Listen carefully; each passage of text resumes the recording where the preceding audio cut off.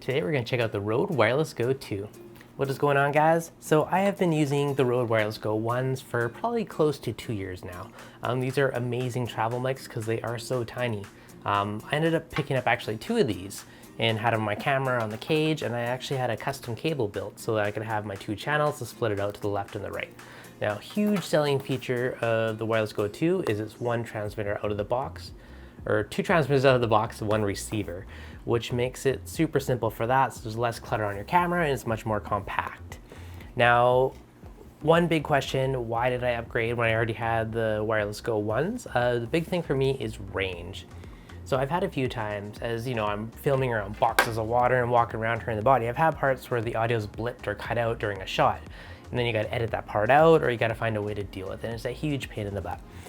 So having the new transmitters, so these have a range of about 250 feet, I believe they are rated for, where the new ones are rated for 650 feet. So more than double the range, which I'm hoping is going to eliminate any of those little potential dropouts. Now there's one other big feature on there for me, is they can record internal to the transmitters. So each one of these can have a backup recording inside of it. Now that is huge for me because that's going to solve any of those potential issues, or if you have an audio dropout, you're filming an interview, you're filming something on the go, not having to go back and edit that out is going to be a huge savior. So to me, that is a massive, massive improvement. So I wish they did in Gen 1, but I'm going to be pretty happy with Gen 2. So in the box, what do we got? We got a nice little carrying pouch. We have 3 different USB-C charging cables. We have our little cable to go to the camera, a little TRS cable. And we have our 2 transmitters and 1 receiver. Got those in the box. And our little dead cats. Now, I never did use the little dead cats on the Gen 1s. Gen 2, they've improved the design where it kind of twists on. So I read a bazillion posts about people complaining about them falling off because they just clipped on. This one is like a little spin bayonet style. So that is a good improvement if you're just using as is. I've tended to always use them with a microphone, like to hide it, rather than seeing, I don't know. Personally, I feel like it looks a bit goofy just sitting there. If you just clip it on someone for like a one-off interview thing, I'm sure it's fine.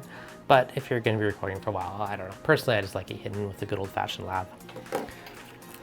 So, now the big thing that I'm sure a lot of you guys wanna know is the range test, because that's honestly one of the biggest things that I wanted to know. So I am going to charge these babies up, where I'll clip on one of the Gen 1s, one of the Gen 2s. I'll use my splitter cables, they're both going to the camera, so we're going to have one on left channel, one on right channel, and do a few tests, you know, go behind, big box of water, turn around away from the camera, go down the road, and we'll kind of see how far range we get out of each one. It'll be kind of cool to see them side by side to compare. So that'll be good. The other kind of cool thing is you can do the stereo or mono, which means both channels mixed together, or what I personally prefer to do is do it 2 separate tracks. So you got one mic going to the left, one going to the right. If you want the stereo in your editing software, you just drag it down and click the checkbox for both sides. But if one person's really quiet and your audio is not 100% adjusted on your transmitter, you can easily go in and just tweak it post, which makes it super duper easy. So yeah, I think it's gonna be pretty sweet. So let me plug these in, we'll let them charge for a bit, and then we'll go do a bit of a range test and kind of compare how much better one is over the other, and we'll see what they do.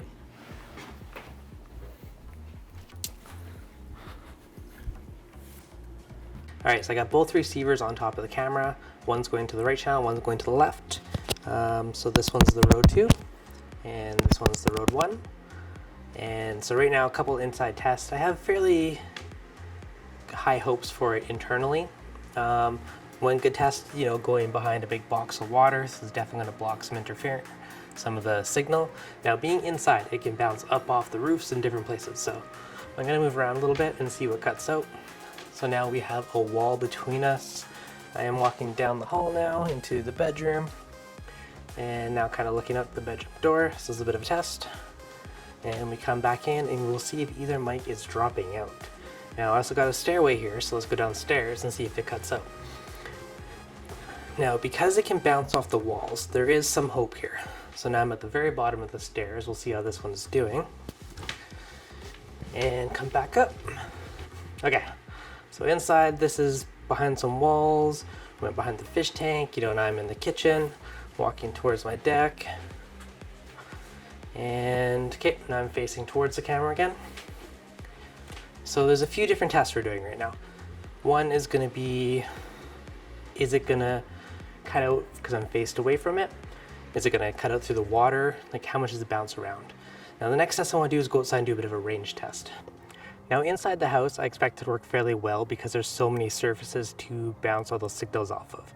Now outside, line of sight matters a lot more.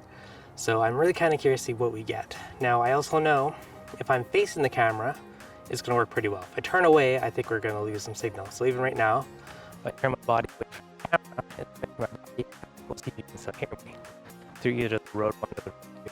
If I turn around, it's probably going to work again. So this is going to be a good test.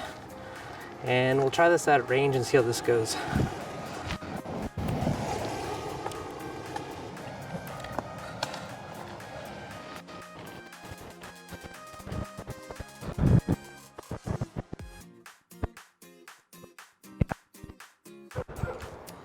Okay, so right here we're probably a good 100+ feet away. This is me facing the camera, and I'm hoping it will work. If I turn around, I kind of guessing I'll probably lose it, but let's find out. All right.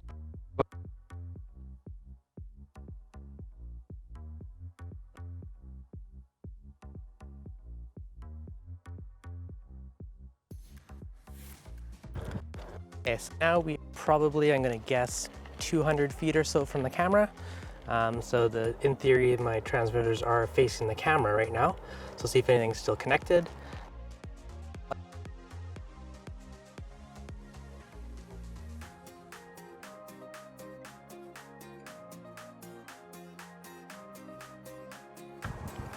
Okay, we're probably closer to 400 feet now. This is probably, but try and hold my body facing the camera as I come back and see at what point to cut out or where it connects back up.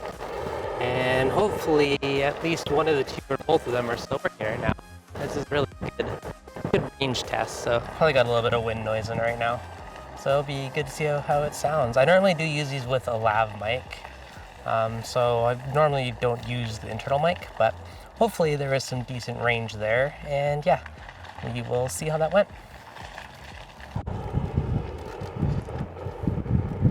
All right, so now we are probably about 60 feet away. Do a couple circles just to kind of see facing the camera. And again, so now we're probably a little over 100 feet away, facing, not facing, and it's in or out. So for me, this was a big thing because I know if you're looking at it, if I turn around, I don't necessarily want to lose my audio.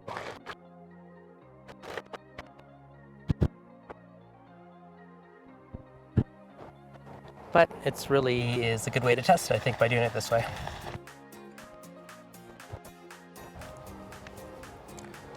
And we'll see what the audio sounds like over here.